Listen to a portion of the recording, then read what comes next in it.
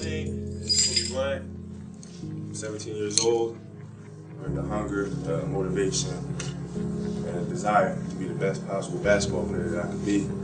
With the 13th pick in the 1996 NBA Draft, the Charlotte Hornets select Kobe Bryant from Lower Merion High School in Pennsylvania.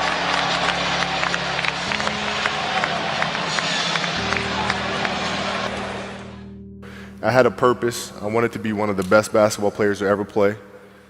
And anything else that was outside of that lane, I didn't have time for. I made that deal with myself at 13 years old. So everything I saw, whether it was TV shows, whether it was books I read, people I talked to, everything was done to try to learn how to become a better basketball player. Everything. And so when you have that point of view, then literally the world becomes your library to help you to become better at your craft. So at 13 years old, I had a I had a kill list. And so, they used to do these rankings. It was Street and Smith basketball rankings.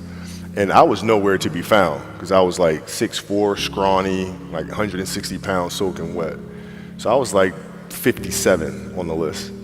And so I will look at 56, 55, all the way up to number 1, who these players are, what club teams they played for. So when we go on an AAU travel circuit, I got to hunt them down, right? And so that became my mission in high school, is to check off every other person, all those 56 other names, hunt them down and knock them down. You got to look at the reality of the situation. Like for me, it's not, you kind of got to get over yourself.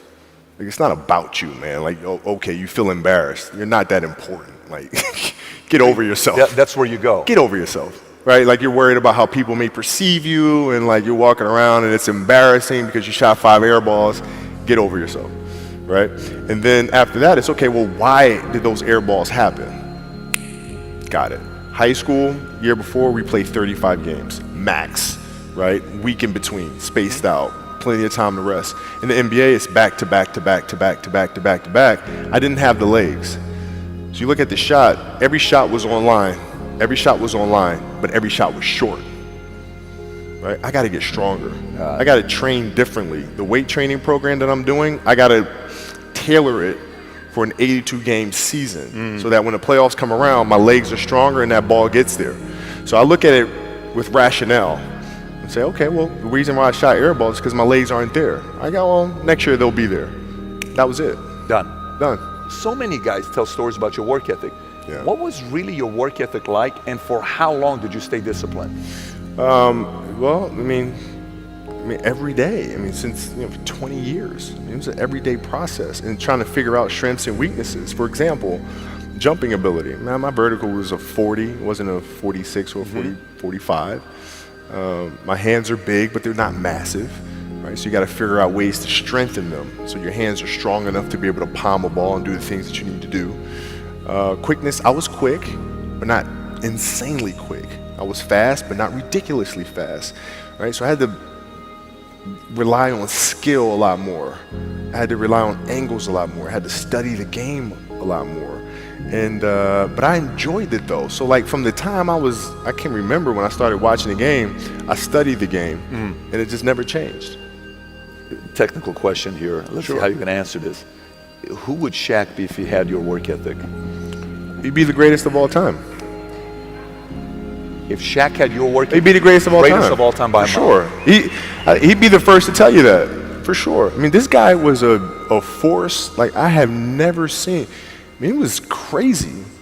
A guy at that size, generally guys at that size are a little timid and they don't want to be tall. They don't want to be big. Man, this dude he did not care. He was mean. He was nasty. He was competitive. He was vindictive. I wish he was in the gym. I would have had fucking 12 rings. What is the conversational life like with your wife and kids to say, listen, this is what I'm doing? How did that conversation go? Well, with the kids, it's different. So like the communication with our children is that Pops is working hard. this is the level of attention to detail you need to have in everything you do. So it's setting the example. Same thing with my wife. My wife's a stay-at-home wife. It's the hardest job, man. Right? So she works really hard at that. I mean, it's, and so her attention to detail with that as well are examples for our children. And then for my wife, it's, she's as competitive as I am. She's just like, listen, man, if you're gonna be out here training 8 hours a day, if you're gonna spend 9 months out of the year away from your family, you better fucking win the championship. But it's a balancing act, and that's the thing that's important, is understanding that we have to have so much energy. Because for like Natalia and Gianna when they were babies, especially Natalia because they're doing prime years, and I go to practice and I'd train and I'd play the game and I'd come home and I'd be sore and I'd be tired, and she wants to go swimming, she wants me to take her to the park, she wants to just jump on my back or whatever the case may be. You can't say, I'm too tired, I'm going to lay down. That's not fair. She doesn't know what the hell's going on, right?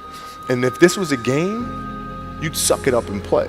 I play games with the flu. I play games with 102-degree fever, man. Powerful. You can't do that. That is so powerful, right? man. You got to be on, man. No sleep. Is there a story where it's like, no one knows about, where you went and played a game and it was so insane for whatever reasons? No sleep. You played a game with zero sleep. Zero sleep. Zero sleep. It's like, kids, Natalia had a certain, health situation or what have you, and you're staying up all night, and then you got to go out and perform because fans don't know, teammates don't know, nor do they care, nor should they, that you've been up all night.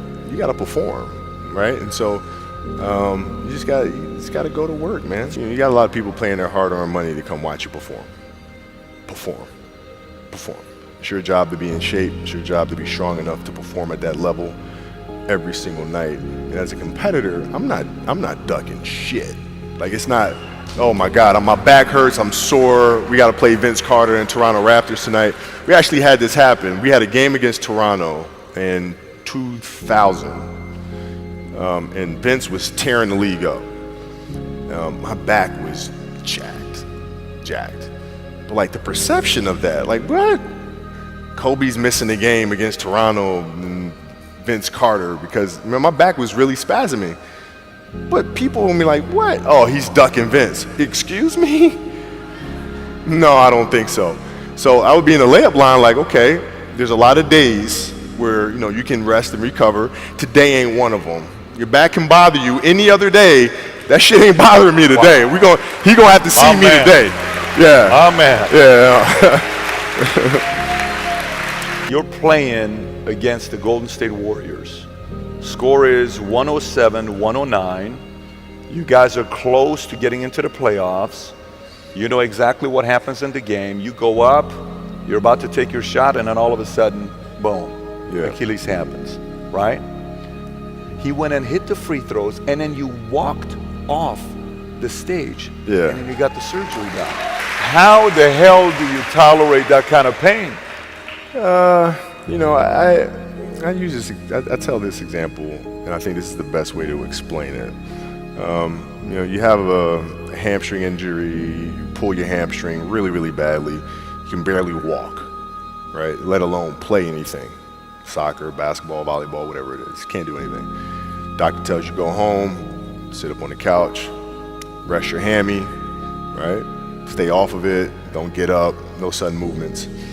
You're at home, all of a sudden a fire breaks out in the home, right? Your kids are upstairs, wife is wherever she may be, shit's going down, right?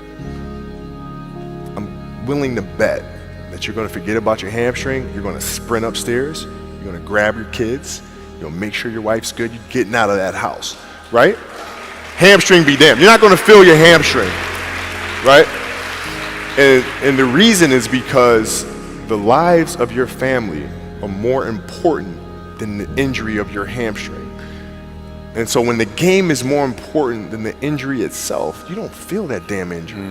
Not at that time. I went in the trainer's room, my kids are in there, and they're looking at you and stuff, and I'm looking at them, and I'm like, it's all right, Dad's gonna be all right. It'll be fine. It'll be all right. It'll be all right. It'll be all right. As a parent, you gotta set the example You got to set the example. This is another obstacle. This obstacle cannot define me. It's not going to cripple me. It's not going to be responsible for me stepping away for the game that I love. I'm going to step away on my own terms.